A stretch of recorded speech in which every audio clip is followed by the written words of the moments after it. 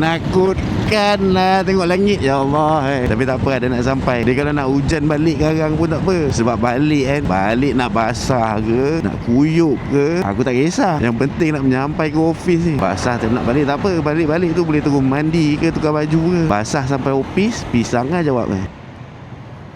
Halo cekak, tunggu siapa? Siap berhelmet bagai. Cabaran sebenarnya adalah di sini.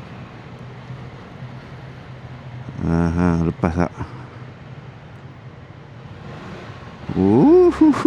Banyak lagi parking kosong ni. Alah, ada orang ambil pot favourite aku. Tak apalah, yang penting dah sampai.